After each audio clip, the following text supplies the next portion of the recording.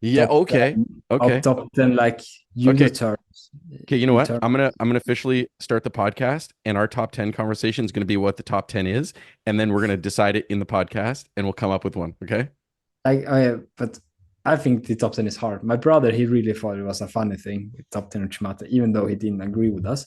Yeah. Uh, but he thought it was fun thing. But Yeah. like, top 10 is What about so. your sister who says that we do a terrible job? No, she liked the job. She liked it? Okay. I thought Yeah, she hated the first episode she instead. said it was too long. Yeah, yeah. Okay. I see your point.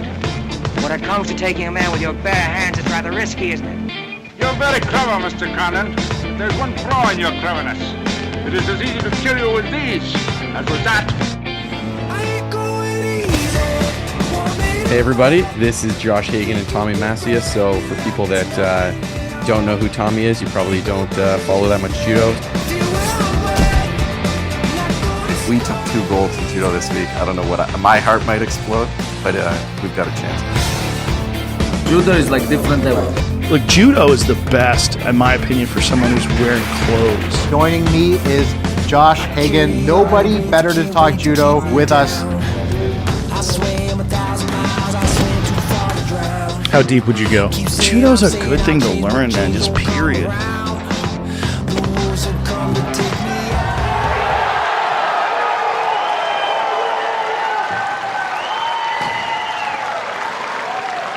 All right, well, let's get started.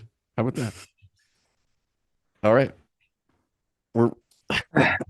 We are ready to rumble. So we got Rumble. Tommy Macias and Josh Hagen, episode 3 of Judo's Calling. And we're pretty pumped to get going, and we worked out our technical issues, and we are a little shorter in timeline this time. So more of the idea of what we're getting at, which is an episode a week. So we are into episode number 3. Got any thing you want to bring up? Anything exciting? You got a sick jacket on from your other homeland, I guess you could say, Denmark? Yeah, I lived here now for 8 years. So, Yeah. but I still would say my homeland is Sweden. Right. But my kids only speak Danish, so yeah. I don't want to My say you're kids failing grown as a up. father. You know, I don't want to say that, but I know they will fight for Sweden. okay. Okay. There we go. Shots fired. Shots fired. If not the Swedish, also is my student. Oh, but how often do you coach kids? Is there kids from Sweden in your program in Denmark? No. Okay. But there are some, of course, I'm in Sweden sometimes, and I have good connection with some of the Swedish players. So Okay. How many siblings do you have? I have 2 from my mother and father together, and then Yeah. I have 2 brothers on my mother's side as well. Oh, Extra. okay. How many of them do judo? 3 of them. 3 of them. My biggest sister Uh-huh. and my little brother, they are doing judo their whole life. Now they don't do so much anymore, but they still do some judo.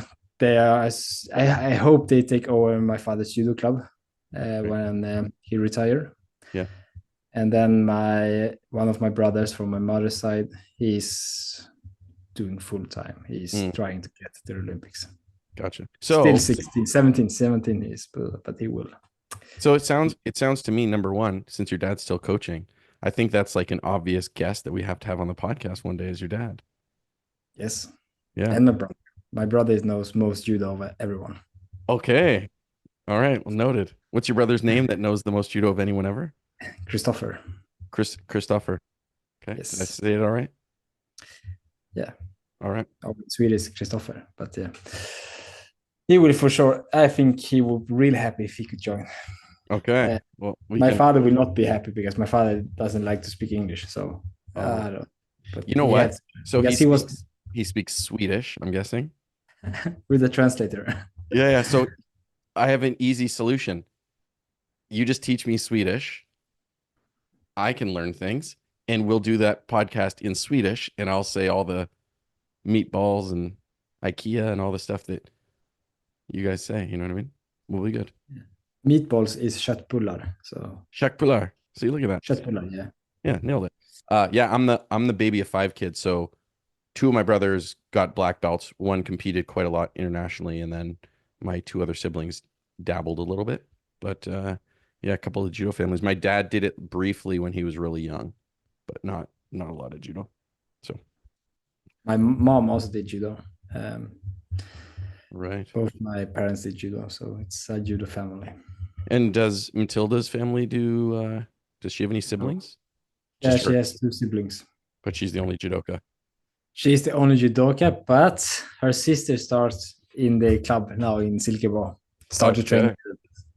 So hopefully she So- can continue.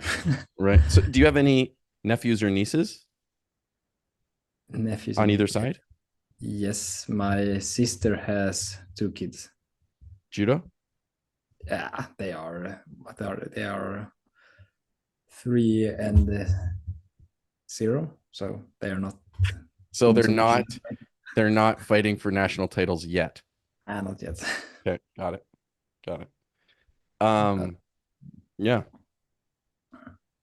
So But they will soon. In 2-3 years, they will be fighting for national titles. yeah, well, they'll be fighting up maybe at the senior level even, you know? Yeah. But the real one to watch out for, I'm saying it now, watch out for Nova. The world needs to watch out for Nova. Yeah, but the judo world needs to watch out for Louis. Oh, really, eh? More than Nova. Yeah, everyone have to watch out for Noah because she's something extra, but maybe not in judo. But she's something extra. Yeah. But Louis the killer in the making. Louis, he really loves judo. He's always like, "Daddy, throw me. No, I throw you. I throw. You throw. I throw." And he has Right. love everything. And Yeah. like sometimes we just go past the dojo if we're heading home or something. Right. He's like, "No, in there." And Right. like, "No, not now, Louis. We have to go home." And then he starts crying. He really wants to go to the dojo. Right. Yeah, my oldest is a Sewinage expert for real, you know. I'll turn him into a big Koga fan, I think. Greatest Sewinage ever. And Damn. my youngest is a Koichi Makikomi master, and he has told me that if you come to Canada next summer, he explicitly said he's gonna smash you with it. So when I cannot Idris be comes for you with that's- coach, I'm telling you, watch out. He's dangerous. He's been doing it since infancy. I don't think you stand a chance. I cannot be thrown with Coach Macomi. Well, we'll see. That's, We'll see. We'll see. yeah, we'll see. I was looking forward to this fight. Yeah. He's Tell training. him, say you can He's tell in him training I will right be now. ready. I I'm will be thinking about ready. I'm thinking about having him homeschooled just for preparation to smash you. But that was bad as you told the idea. Like he's going for coach. Yeah, I will be ready for it. So Oh, that's what's gonna make the victory. you will so not be much- surprised. Then I will be ready. Yeah. Yeah. Any buddy reach out comments about episode 2? Anything people thought was interesting? Or anything that people thought was crazy? Did anyone think that our list of Uchimatas was terrible? Yeah. I told with the guy who knows most about judo, my Yeah. brother. Yeah. And he said it was fun to hear the list. It was totally wrong, but it was fun. Who And he did he have complained- on the list that we didn't? I didn't say his list, but he was complaining a little bit. But guys, you took guys that didn't into Chimata, but yeah, that's fine. Well, he's probably I gotta say that's probably aimed at me with the Xantaraya comment. Maybe. Yeah, well, I don't want to have to beat up the whole Macias family, but I'll take him out after you if I have to. You know what I mean? So I don't understand. I don't understand how my brother can still be so good at judo. Like I was fighting with him this weekend because I was up in Sweden this weekend. Yeah. Gradation for the 4th dan. So hey, well done. and I was doing a round with my brother, and he had not been doing a round for 2 years because he'd been living up north in north of Sweden with no judo club. Now he's back in Stockholm, but still, like I don't understand how he's moving so good, and he's like, I don't know if he knows my judo so good, but he's locking me up everywhere. Really? Yeah. That's sick. Because I'm supposed to be the good one. Well, you know, even the king loses his crown sometimes, right? Yeah, but to his brother, I was like, He's 4 years younger than me, so he's in his prime time. Right. But if I think about it, he's not been competing at international level. He's been competing one Grand Prix, I think. Right. That does remind me though. There was a I think Fighting Films did it. It was like more documentary than just a teaching video on Jung from Korea. So 93 world champ, 95 world champ, 96 Olympic champ, 97 world champ. In my opinion, it's such a brief run, but he was so spectacular. He's in my very short list of greatest judoka ever. Jung. But he talked in that video about how his toughest opponent ever was another Korean judoka who never really competed internationally because Jung always beat him. But that was the dude. The guy knew his judo so well that was his toughest match every time he had to go somewhere because the guy knew his judo so well. So yeah, I had the same up to the Olympics in Tokyo. I think we brought 3 sparring partners to Tokyo. Right. One for us each. We were 3 guys from Sweden. We had 3 training partners with us. Yep. My guy was for sure the lightest. He was 73 guy, but he was the one I've been training the whole COVID time and training with him 2 times every day for the last year. And in the end, I remember like he was the only one who could put up a fight against me. He was the youngest, he was the weakest, but he know my judo so good, and for me it was really hard to throw him. Right. And it's fun. Yeah, I talk to people about that too sometimes. Like on the sometimes on the men's side in super competitive divisions, the matches are not the most exciting, but that's because the quality of players is so good, they're so evenly matched and they know each other so well. It doesn't make for the most exciting match. So if you think of like hockey or basketball, sometimes, you know, if you're watching a hockey game and Sweden's playing Canada and we're way better at hockey than you are, then like way better. So then we might put like 6 goals on you because we're better. You know what I mean? But if you're too competitive, sometimes it might just be 0-0 or 1-1 or whatever. So sometimes when it's really 2 tough competitors is not always the most exciting match to watch. Where when there's a little, you know, the first couple rounds of Olympics and World Championships can be the most exciting matches because you get massive throws. Yeah, but that I think that depends on what you're looking for. Of course, if you're looking for a big throw the first minute, then it's for sure the first round. But you know, there are so small movements in the fight as well. As you can see, as a good judo player, you can see, okay, oh, now he has his grip, and you can almost feel how the other one is defending against it, and you can feel the tension in the fight. So I was saying it's more like a reference for the general audience. If the general audience is watching a match, the first couple rounds might be more excited. Yeah. People that know the most judo of anyone on earth, like your brother, he's gonna want to watch the finals. Yeah. So I get it. No, he would not admit that I said that, but yeah. Well, hey, you know, if it's true, then it's just like, you know, he needs to start like Judo Jeopardy and make that a thing so he can prove it.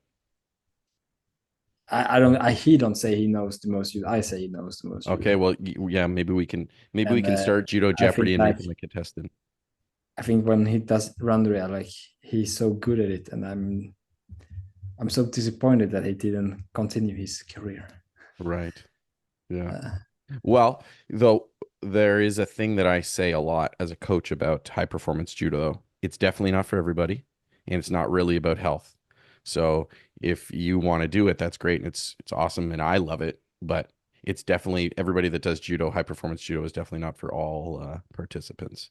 It's tough. It's brutal, you know, as you know.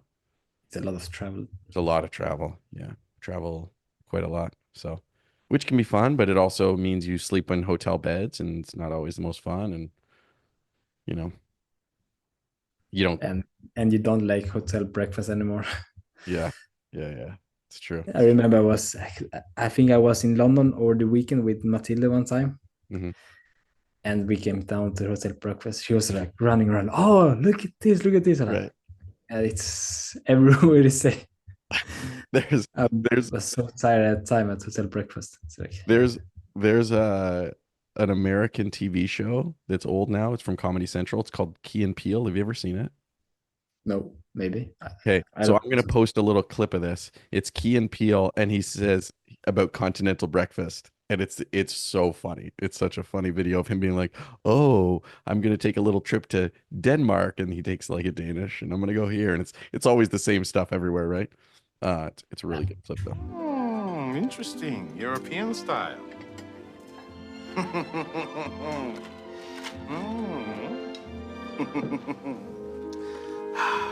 When in Rome, the forbidden fruit. It's not the same stuff because in Italy compared to Denmark, It's good, eh? so different. They don't eat breakfast in Italy. They just have a They, really nice coffee. Yeah, they have a coffee and maybe a croissant, if Right. or some sweet. Yeah. But they have some sweets all the time, like some cake or something. Right. Well, that's like in Canada. How popular are donuts in Denmark? Not so bad. I can not like in. In Canada, Tim Hortons donuts. That's like a big deal. Like we don't eat sweets to. Start your day. No. I think that's weird. I think it's because people from Denmark and Sweden probably don't want to be massively overweight, so they don't start their day with pounds of sugar. Yeah, and you guys want to be overweight. Yeah, it's like the goal. The goal is before death to become a sea manatee. You know, that's the idea. Just very buoyant in the water. So, that's a good goal. So yeah, I'm working on it. I'm getting there. I just need to get a little more gray. And my color's a little off. So I think we should talk a little bit of judo now. It's the start of the season coming up. It's the start of the season in Canada for judo. So we just started. We had our first South Regional training last night, which was great. Lots of people on the mats. Our tournament season, for the most part, starts end of September, mid-October. And then the IGF tour is coming up. I don't know when your season is just getting started too, really, basically, right? Development. Yes, we opened our dojo 3 weeks ago, I think. Right. And now we're just trying to fill it up. And I did my first trip 2 weeks ago, right, to Norway. And the trips are coming now. Yeah, we do. So in my position in the province, we have two team sort of a regional situation. So Saskatoon, which is close to where I live, which is the middle of the province, and then Moose Jaw, Regina, which is the lower half of the province. So we do a regional training in each one. So every Monday I'm in the south of the province, which is either Regina or Moose Jaw, and then Wednesdays I'm in Saskatoon. So I was in Regina last night for the South Regional, and then when we do provincial training, we get everybody together. So everybody from all the lower half of the province, they come together every Monday to train. So we did that. We had like quite a good turnout, and a lot of the team and upcoming team. We sort of have two tiers of the team now, and we worked on the, what do you call it, the magic step? Magic step, yes. Yeah, we did a little shoulder grip magic step Ouchigari last night, so it was good. That's a good one. Yeah, it was nice. A little drop of Ouchigari. Who's the guy? The Italian? Parlati. Yeah. So we did a little Parlati drop of Ouchigari from the magic step with a shoulder grip, Macias style. It was good. Yeah, the magic step is good. Yeah. So it was good. Okay. Today we were working with the Uranage. All right. Were you doing it as a counter or a attack? Counter. Okay. We were working today with Uranage and Utsurigashi, working with the hip, getting in front. So right. There's a Canadian judoka that I competed against many, many times, and I'm good friends with to this day, which is Nick Tritton, and he has a massive Uranage, and it was a big attack from him. He did sort of this, I'd say like a Mongolian style twisting Uranage, where it's a big attack. So when do you think you can start working with Uranage? How old should it be? Well, in Canada, you can't really use it under U14, and I'm not a big advocate. Well, it depends. I'm not a huge advocate of teaching tons of counters in an Uranage Taniotoshi sense from Tachi. No, not Taniotoshi. Taniotoshi is forbidden. I hate Taniotoshi. Yeah, so I don't teach that a lot with younger kids, and the reason is I don't want people to sit and wait just to be counter punchers. Now, I will teach counters young when it's from missed drop Seoinage attempts. When people fall to the ground, then we counter those for sure. Actually. I'm really good at that. Yeah, I heard that. I'll have to. You know what? I'll have to find a clip of you doing that one time because I don't know if most people know that you're good at countering drops.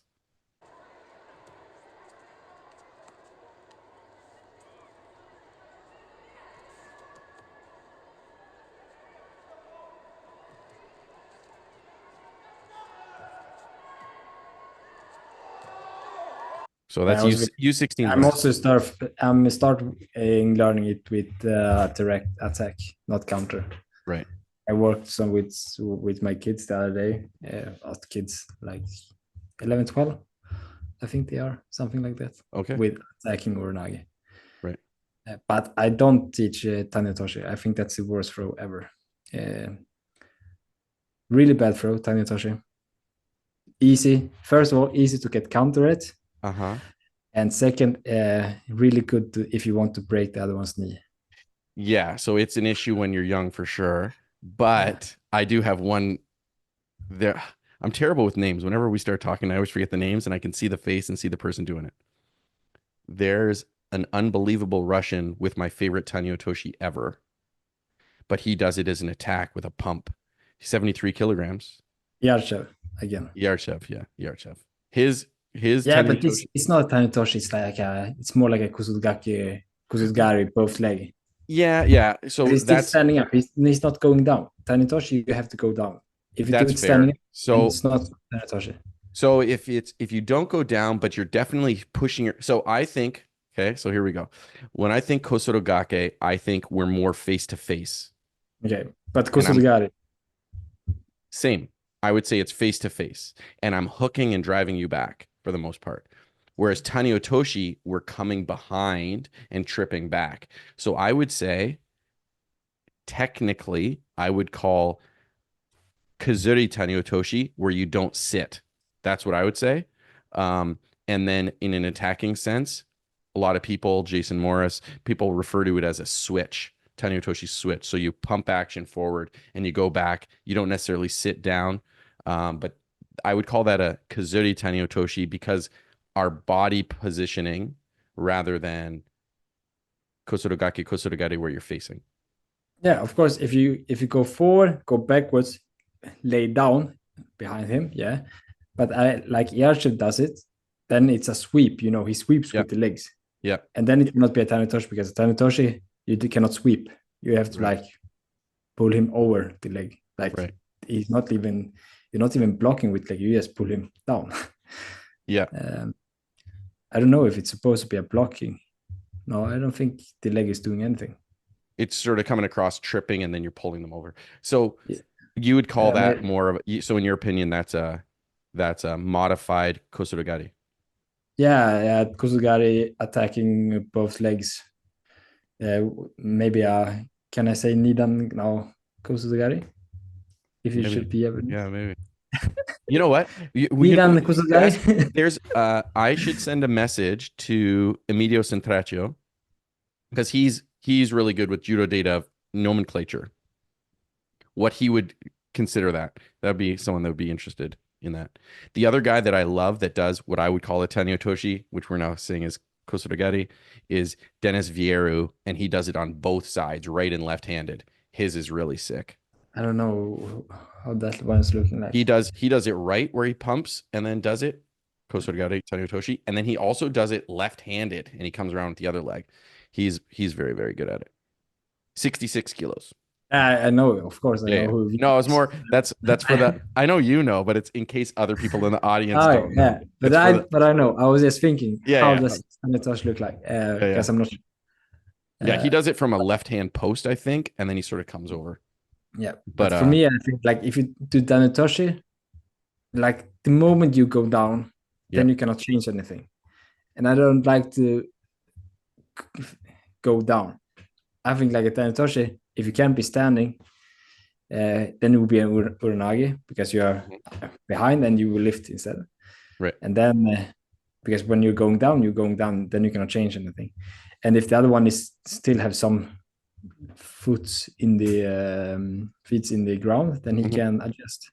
Like for me, I really loved when people was doing Tanitoshi because I can just rotate around. Yeah, and then it's an Ouchigari drive back easily. Oh, yes, a turnover. Like it's more like a coachy because I will not attack the leg. I will just turn the other way, Right. and they can only throw me in Tanitoshi if I'm late at reaction, but I have a good reaction, so Right. The other don't. thing I agree fully, especially when people are learning it. The scariest is when a 34-year-old man who's Yeah. strong, who goes to the gym, learns Taniotoshi and Yeah. wants to throw you, and he sits down on the side of your knee. That one always I scares the forbid hell out of I me. forbid it in my club. I Yeah, say someone do Tanitoshi, I say no, you cannot do it. Next time you go out because it's very scary. Yeah, that's a I think I scary. have had one small injury in the club with Tanitoshi. Um, not one from my club. It was a guest, so it was Okay. really bad. Right. But I can see so many knees just go away when someone attacks Tanitoshi. Like no. Okay, was it good or not? Right. Because I can see how that knee is going. So I think it's, of course, if you're good at Tanitoshi, then it's clean all the time. But Right. most people are not good at Tanitoshi. Yeah. So Similar to when people are learning and they don't have a great understanding, Tai Otoshi is also another one that can be real scary on that far knee. Never see that where the for leg comes in Tori, a little high now we talk for Uke or for Tori. for the uke. Yeah, for Uke. For uke, they come in. What happens? What I've seen, they come in with that taio and they bring the far leg across. It hits a little too high. It's sort of at the base of the knee, and then instead of being able to trip over, the knee buckles back. So when people are learning it, have you not witnessed that with an athlete where they're coming in too high? I heard someone else say it before, but I cannot see it in front of me. Like Yeah, it's like this leg that comes across. This one when it comes across. I know what you're talking about. Yeah, But yeah. for me, it's more like it would be more dangerous for a Haragosho when you're like trying to sweep that leg. If you're just trying to pull it over, you have to be really high up with that knee. Yeah, but it's sort of like the foot, even if it's not as high, the foot sort of gets stuck and then the pressure comes on the shin. And if it pushes back, so my workaround when people are learning it and you can see that it's not looking super great is I have uke bend, say you're doing a right taio, which is the only side that we're allowed to do judo in your world. Yes, of course. So the uke bends their right leg and they sort of just put weight on their toe. So that way, if you hit the leg, it easily pushes back and it doesn't lock out when they're learning taio. And that's been really good. You never have that weight on the knee; it doesn't lock out in the same way. So that's what I do as the workaround for taio, so not blow out knees. With uranage, because you're talking about 11 and 12-year-olds. The one Yes. thing about uranage is there's an amount of power required. So the thing that surprises me a little is that is it exceptional 11, 12-year-olds in terms of physical strength? Are Swedes, consuming a lot more Danish. milk and they're stronger? Oh, Danish. Like No, I 11, didn't. 12 seems like they may I not didn't- have the physical strength for a really good lift on a uranage. I didn't do it with the whole group. I did it with two athletes. Okay. Ready for it.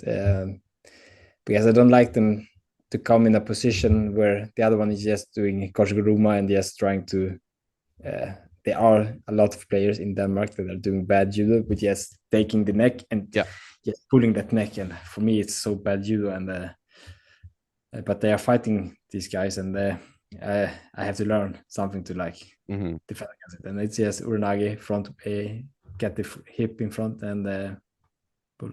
They were doing really good. Right. So it was not the whole team, but the one who's a little bit more experienced. Right. I was trying it out with them, and it's looked good.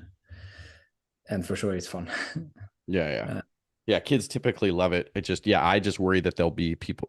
It's very, there's something seductive to a lot of young kids. Throws that are seductive, I think, for young kids where they get in a trap and then that's all they ever want to do are, to me, Yoko Tomoe Nage is another one that I have a huge red flag. Like you teach someone Yoko Tomoe Nage, just throw out the playbook. It's the only thing they're going to want to do for the next year of their life. So unless they have a certain amount of judo, I'm always weary of teaching that because it's such a cool throw that they're like, that's it. I don't want to do anything else. And then it's also not the most high percentage throw. And you're like, ugh. So that's another one I hold on to, that one. And then counters. For some reason, There's something seductive about learning to counter somebody. And when kids get a decent Taniotoshi or Uranage or Utsurigoshi, they sit on it and they just wait. Uchimata Gaeshi is another one that they can do that with, or Uchimata Sakashi. And they just sort of sit on those, which makes for really negative judo, and then they're not working towards their thing. So I like to wait as long as I can before I really push that. I would say I don't learn Tanitoshi, never. Right.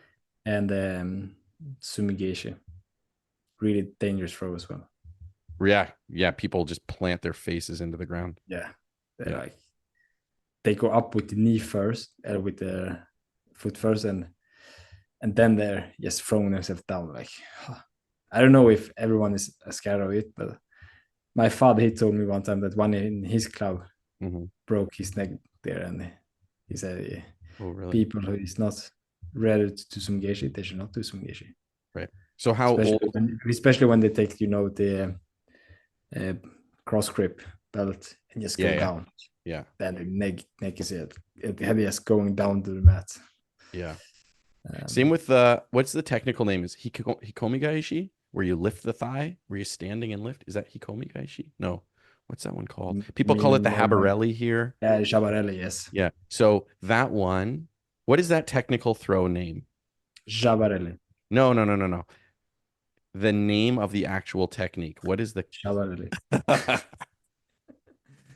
But that one also scary. Japanese right? can try to get another name, but it's for sure Jabarelli. Right. The lift on that one is also like fun. We did it last week in my club, but with the seniors. Right. Yeah, it takes some power to do that lift. We did Uchigar from there, and then we did the Jabarelli from there as well. Yeah, I just saw a really cool video. Someone sent me a video of 2016 Olympic champ, Russian, 81 kilos. One of the two brothers, Kamazaev. There was a cool video of him showing a Japanese team that throw, and pretty sick. He was pretty sick at that. Yeah, they are good. Those brothers are killer. They were good. Did you ever put your hands on them? I never fought with them in tournament, but maybe I did it in training camp. For sure did in training camp sometime, I guess. I remember them. They are nice guys. Yeah. But they are supposed to be same age as me, so they have been with me since I was cadet. Right. But they might be more like 40. Is that what you're getting at? Yeah, they were. I think it was when we were last year juniors. Mm-hmm. Then they were not. They were banned for the juniors Europeans. Right. Because somehow they said, okay, they are 3 years older. I don't know how they figured it out. That was the conspiracy in Canada, anyways, around Iliadis. Lots of people talked about that when he won his first Olympics. When he won the Olympics in Athens, he was 18, right? That's what? It was supposed to be 18. Yes. 18, yeah, exactly. And so everyone was like, "Is he I really don't 18?" No. But you know what I'm saying. So that was sort of the thing, like this absolute dominant. But you look back now and you see him and how long his career was. Yeah. If he wasn't, right, like if he was, say, 24 at that time, then that means he was incredibly successful at a very old age as an athlete, because his career was very long. Yeah, but still, he didn't compete for so long. Yeah, maybe. Like he went down when he retired after the 2016 Olympics after one of the sickest throws ever, which was, is it Wang Chang? The Chinese 90 kilo player who dusted everybody, including I think your teammate Nina. Yeah, Marcus as well. Yes. Yeah, he threw everybody with that Ippon Soto, and it was like I remember that's one of my in terms of performances of a tournament ever, his Olympics and then Paris following. Yeah. I think his bronze medal in the Rio Olympics is the greatest bronze medal ever, because he fought Iliadis first. He smashed him in like 35 seconds. Then I think he fought Christian Toth. I think it was Marcus the second fight. I thought Marcus was quarterfinals, but because Marcus didn't get to Yeah, maybe it was quarterfinal, Marcus. So Yes. I think second round was Christian Toth. Yeah. And he smashed him in like 40 seconds, the exact same throw. Then he goes to quarterfinals and then he fights Marcus and then Yeah. blasts him with the same throw. Then he loses to Japan. Wolf? Baker. Baker. He loses to Mashu Baker with a really good fight in the semifinal. Then he fights Bronze and he fights against the Mongolian. And I'm pretty sure he smashes him too. And it was just like he was lighting people up like a candlestick with this just uppercut Osoto all day to everyone. When he beat Iliadis came off the mats and retired. That's how crazy it was. So it was that's my in history of bronze medal performances ever. I think that might be the greatest. When you look at the quality of opponents he fought that day, and he smashed everybody. Then he went to Paris. Yeah, He but if you won. think about it, there Iliadis, he stopped in 2016. Then he was 30, or how old was Iliadis in 16? Oh, so okay. So in 2004, if he was 18, Yeah, that makes then we him add 30. 12 years. That makes him 30. Yeah. Okay. And he was not in his prime time 2 years before when he was 28. Okay. So fair. I think so. What we're saying is our conspiracy. No, I'm not saying theory anything. I'm not well, saying yeah, anything. we're not saying at all. And don't read between the lines, but yeah, maybe. Even though if he was 18 or not, he was a really good judoka and one of the greatest of all times for sure. Yes, yes. He is a generational talent, I think, for two reasons. Okay. One, spectacular Olympic champ, world champ. And two, not only did he have those results, he was so spectacular. His throws and stuff, he was really spectacular to watch. Yeah. I think also he was maybe the first superstar in judo, right? Like he was so big. He was like a superstar when he was fighting. Maybe in one sense, because that's when we had more access to video. But I would say Koga was a superstar. Yamashita is still spoken about in such. Kamura. Yeah, but did they? I think Ilias like get out of judo as well. Like he was so big. Yeah. Because we have more access to TV now and the internet, and I think Yeah. That I agree with. We couldn't because like we couldn't watch that much judo. Growing up, there just wasn't that much access to it. Yeah, for sure. It was really good timing. He's charismatic. He's spectacular. He was winning titles, winning in amazing fashion, and we were getting more and more access to judo and more social media. Koga and Yamashita, they are big, but still there's not, even though nowadays there are not so many videos with them like right talking, and they're not superstars, I think.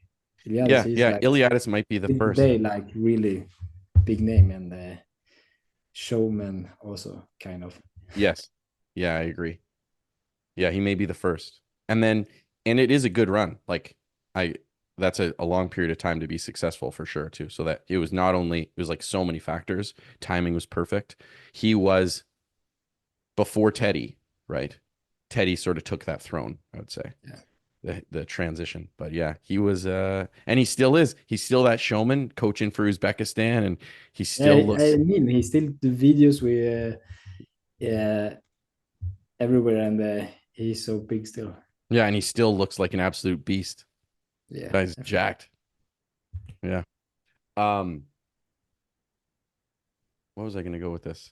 Okay, no, we'll save that for next week. We're talking about the Chinese guy also. What about the greatest run? Maybe okay. So here we go. Should we go with? So we haven't decided. Here's the thing, because we've been busy. We haven't come up with our top 10 for this week. So here's top that's 10. my fault, right? I was supposed to come up with the top 10. I don't want to say it was your fault, but it was not my fault, and it was one of the two of us. I'll just say. Okay, but maybe one of us is lying. I don't know. So our roster for top 10. So do we go 5-on-5? We pick 5 favorite judoka. Everyone has to be a different weight class. My 5 against your 5.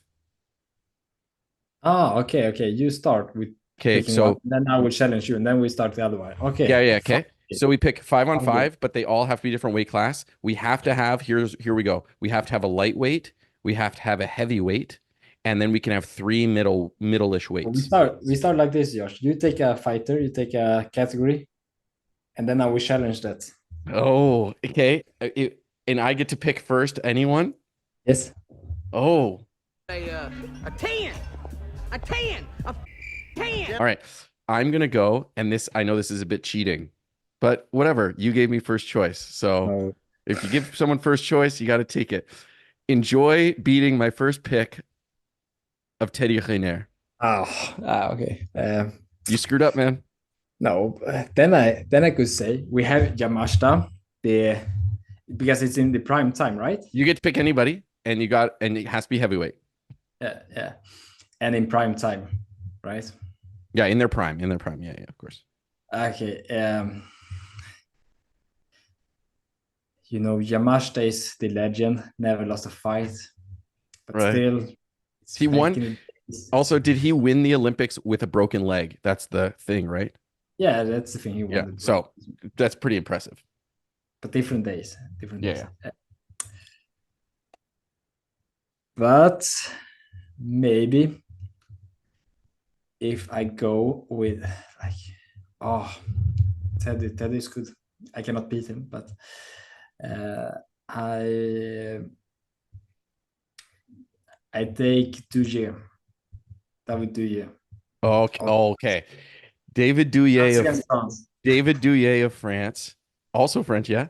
2-time Olympic champion, and to my knowledge, the only person that had a video game made after him. Did you know that?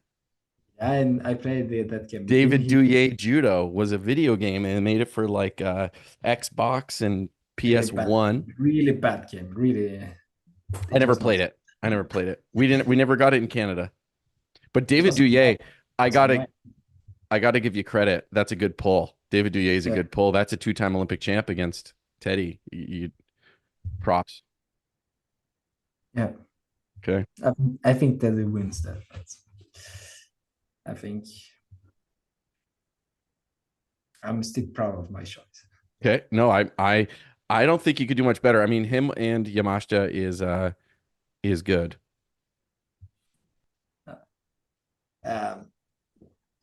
Okay, I take one. Boom. Okay, you're up. Ooh.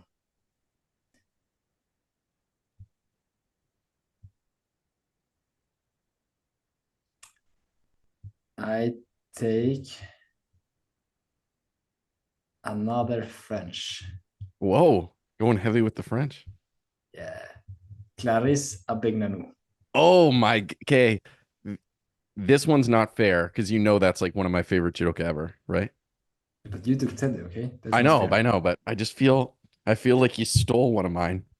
That's a legit tough one, because when I think of my favorite female judoka, so many of them, I got to think weight class. Who's a middleweight that I really, really like that's really good? I've got one, but one that I love, one of my favorite ever, is Monkbat of Mongolia. She had such spectacular newaza, but that's not fair because she's 48 kilos. So that's not cool.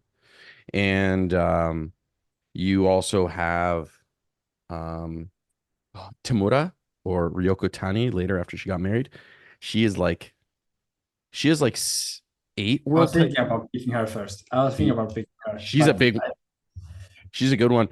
And she won, I think, like 8 world titles when worlds were every other year. Yeah.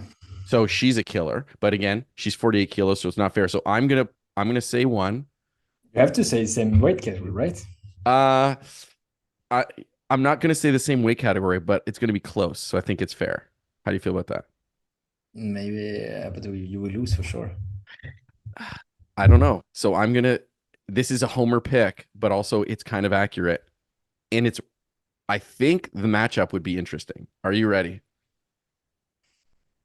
She was cadet world champion. Okay. She's an Olympic medalist and a world champion.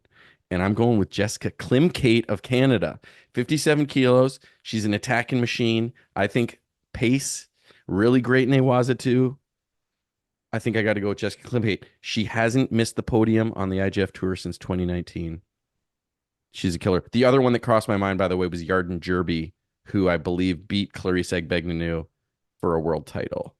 Yes, with the garbage choke. So it's Yeah. So she was in my mind, but I got to go Klimkate. I know it's a little disadvantaged at 57 kilos, but Jessica, I think if she moved up to 63, there you go. Canadian pick for me. Are you ready for the next one? Okay. It's my turn now. Okay. Yes. Okay. The problem is there's so many good judoka, you know? I talked about these two today, so I'm trying to decide which one I want to go with. Do I want to go with Koga or do I want to go with Jung as my next pick? Okay. I'm going to go with Jung, and this is why. Because I think in some ways he may be the best judoka ever. So again, he is a middleweight division, which is incredibly tough. He fought 78 and 86 kilograms. He went to his first Worlds in 93. First Worlds. He had to fight Jason Morris in like the second round, who's defending Olympic champion. He wins. He gets to the final and beats Yoshida, who's a legend. He then goes to the 95 Worlds and takes gold. 96 Olympics takes gold. 97 Worlds takes gold. Never loses a match at Worlds or Olympics in middleweight. And I watched all of his matches at 93 Worlds, and people know him as like a Seoi Nage guy. He could throw you with everything. So I got to go with Jung of Korea as my third pick. Okay. I go with Iliadis then. Oh, that's good. Hey, honestly, that's a good matchup, though. Yeah. Good Jung matchup. Iliadis. Whew. I think I have more world titles, and they have the same amount of Olympic titles. Right? They both have one.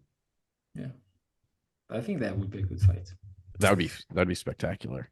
And they're not crazy, and they're both still involved in judo, right? Jung works for the IGF.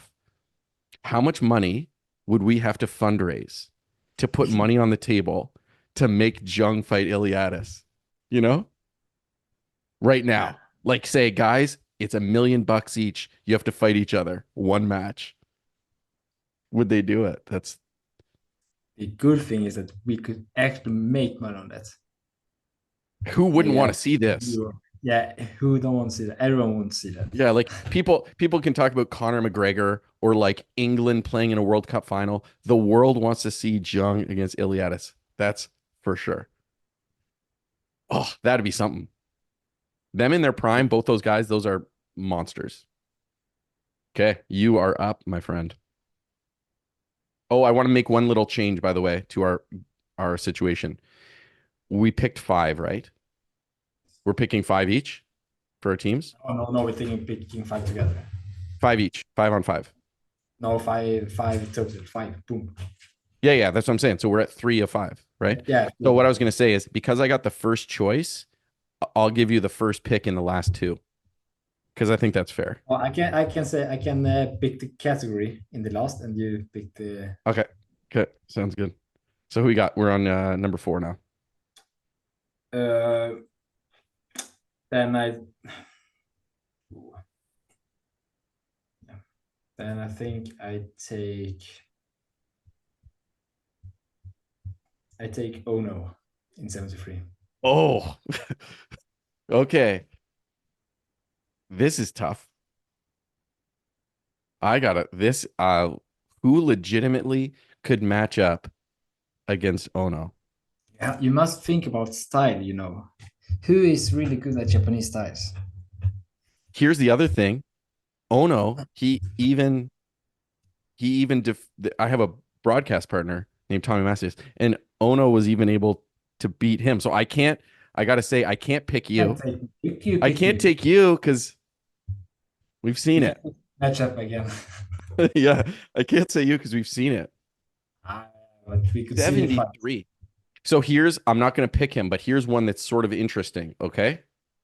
Michael Swain of the United States beat Koga in a world final and had a second world final that was spectacular against a Japanese 73. So that's interesting. That's an interesting one for me. Another one, this one might be my pick. Okay. I'm considering because of his spectacular newaza. Like, what about Neil Adams? Like, if someone's got a shot, if someone like think of this, right? He's fighting Ono. Ono's coming at him.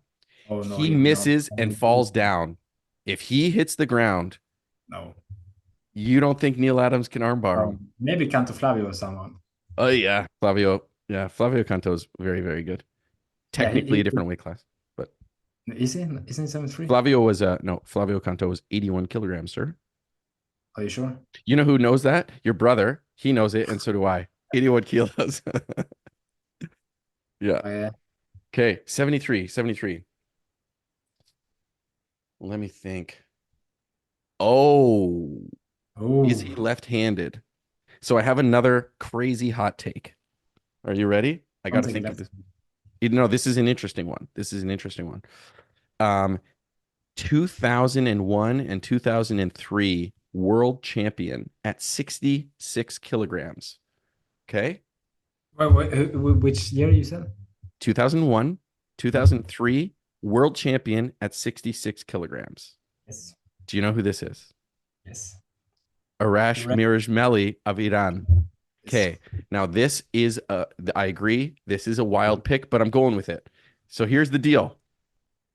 Mirajmeli looks like he's 6 feet tall. Yes. So he's not exactly an undersized 66. So at 73, he's still probably inches taller than Ono. The other thing is the 2001 World Final, when he won that title, it was the most spectacular Uchimata Gaeshi like ever. He comes in my memory, it may not be, and memory's funny, but I remember it looked like he got launched up in the air and he somehow rotates him underneath, but it looks like he should be getting bombed. And then he landed on top of him. So I don't remember that from, yeah. The greatest Uchimata Gaeshi ever, maybe, against the Uchimata King, and their matchup height similar, 2-time world champ. I know that's crazy, but I'm going with Mirajmeli because he'd be a funny, weird matchup and hell of a player. There you go. How do you feel about that one? I'm at a disadvantage. When you pick Ono, I'm at a disadvantage, so you got to make something happen. You know what I mean? Yeah. Yeah, for sure. Good fight. Yeah. Yeah. Okay. I would pick Mariano or someone that knows him very well. But yeah. Yeah, I think that's Hariyama. I don't know. He's good. I don't think he's beaten Ono. Oh, but we talked about teammates. They're teammates. I think they've been training a lot with each other. It's true. Can happen. Oh, can I just say, if I really wanted to be insane, I could have, what's his name again? Wagner? No, not Wagner. Vanke. Vanke. I could have gone with Vanke, but I'll stick with Mirage. Yeah, rematch. See a rematch of that. Then I don't think they pay Ono so much money to have a rematch there. Yeah, I don't think that's gonna go quite the same as the last one.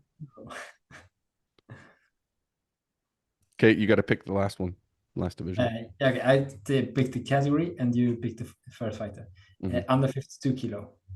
Oh, automatically, I think I when you have a gut feeling, it just feels good, right? I got to go Abe. Go Abe. Okay. I got to go Abe. I think. I don't think it's just automatically. I thought I got to go with this. She didn't have the greatest result recently, but I got to go.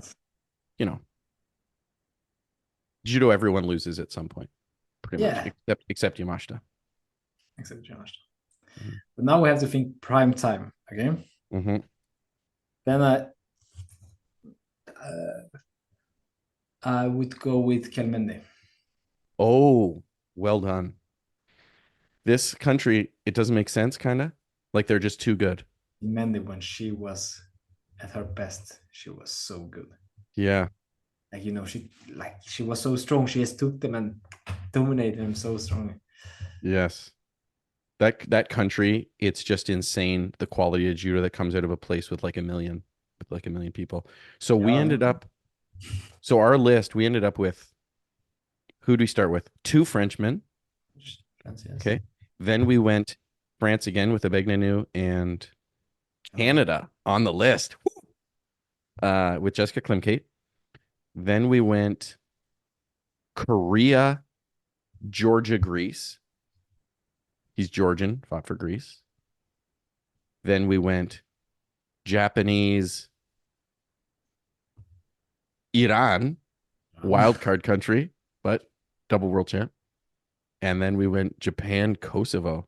So not on that list is a Mongolian or Swedish. You know, if you had taken the Tokyo Olympic title, you might have been on this list. So your biggest disappointment in your career may not be that you don't have an Olympic title. It's that you didn't make our 5-on-5. It's tough. It's a tough day. Maybe next week I will make. Yeah. You know what? One of these days we're going to do greatest. We're going to do greatest Sumi Geishis at the 73 kilogram division in the 2000s. And I guarantee you're in the top 25. And the greatest Nevas of all time. That's a list that's interesting. Hey? Greatest Newaza ever. That's an interesting list. Yeah, that's one we'll have to do. Yeah, but that's yeah. Too hard. Too much. Too many people. No, that's a good one. Kashi Wazaki. Some interesting ones. Neil Adams. Do you think we've taken up enough of everybody's time today? Taken up enough of your time? That was good. Yeah, I think it was good. Yeah. All right. But, you know, the IGF tour starts again after Olympics. Yeah. When's our next? It's this September. weekend. There's a Grand Prix this month, right? This week, right? Let's see. Let's check that right now. When is the next Grand Prix? I think it started with Zagreb. Yeah. When is Zagreb? Is it this coming weekend? Yes, this coming weekend. Okay. I haven't looked at the registration list or anything, but me neither. But next week we'll be able to talk about Zagreb. There's an athlete. I guess there will be a lot of new names. I think the one from Olympics are still resting. Yeah. And the new generation will start coming up. Yeah, I know like a number of the Canadians, their break, some of them are taking breaks till like October, things like that is when they're starting to ramp up and get training again. But yeah, I'm looking forward to that. There's an athlete from my province that I was hoping to get to that event this year, but he's not this year. We'll see. But I'm looking forward to Zagreb a lot. That'll be good. What about for us, because we definitely have it. I know it's not a typical tour event, but it's pretty interesting. Do you have any athletes going to Las Vegas for the World Veterans? I have no athletes from my club. Yeah, that could be fun. But I guess we have a lot of athletes from Sweden. Swedish people love veterans. Yeah. One of my friends is competing there. Right. It was really fun. Like I think when it was announced it was going to be in Las Vegas, my best friend, he called me like, Tommy, aren't you supposed to go there? And like, yeah, we can go together. He's also a judo guy. Yeah. No, I don't go. I go there and coach you. Hey, I think it would be really cool to by veterans in a sport event in Las Vegas. Mm-hmm. Could you imagine if they did it in the Sphere? That would be really sick. But I think that's very expensive. The Sphere is this giant globe. They did the NHL draft in it. It's this giant globe. It's like a huge screen that's huge. It's like, I don't know. You have to sort of look it up. It's pretty wild looking though. Though it's like a video screen that's the size of like a stadium. This surrounds the building and it broadcasts out and inside. So when you're outside, you can see screens on the outside and then inside different screens. And it goes like, I don't think they will do the veteran world championship. Yeah. Well, it would be cool, but I think it'd be a little expensive. Yeah, but I think it's so fun with the veterans. They always at so nice places all the time. Yeah. Yeah. So in Las Vegas, they're in Dubai, they're in always like good, warm places where you can bring your family and right. But well, I'll be attending the World Veterans as a coach. We've got 6 athletes going. So if last minute you decide you want to take your family to Vegas and you're going to compete, and you need someone to tap in and sit in the chair because you obviously need the assistance, let me know. I'll be there, and I'll just ask permission of the association if it's cool to coach a European while I'm there coaching the Canadian athletes. Are you allowed to do that? I don't know. Because I was thinking about it, like, are you allowed, if you're registered under another country, are you allowed to coach another country? I don't know, but we could, if you brought me a shirt that said Sweden across the chest and I dyed my beard blonde, people might not even know, and then I could just sneak into the chair and coach you. Sure. Yeah. So that'd be good. I'd be like this. Sumigeshi. Sumigeshi. Why don't do sumigeshi to Sode? The fun thing is that I only do sumigeshi in competition, never in training. It's funny too. I love to bother you about it because you're so successful at it and you don't love it and you do so much other judo. So it's just, I got to, I have to harass you about it. It's like the one thing that you Only hate to about it. sumi when they do bad seoinage. Right. But lots of people do bad That's- Lots yeah. of people do bad seoinages. Yeah, especially when they're stressed. Yeah, exactly. Especially against me. One other thing, last thing, my buddy was mentioning, Sasha Lementang, shout out.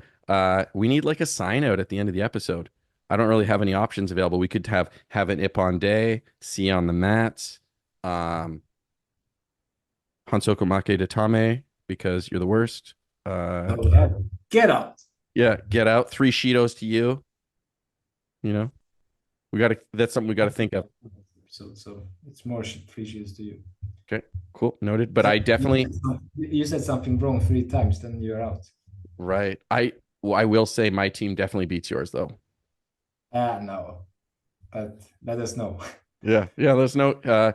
Comment. Also, we've never mentioned this before. We're on YouTube. I mean, we don't mention much, but people should subscribe and and hit the bell notification and all that nonsense. So, yeah, do that. But it was good to chat again. Yes, it was. See you next week, right? You too.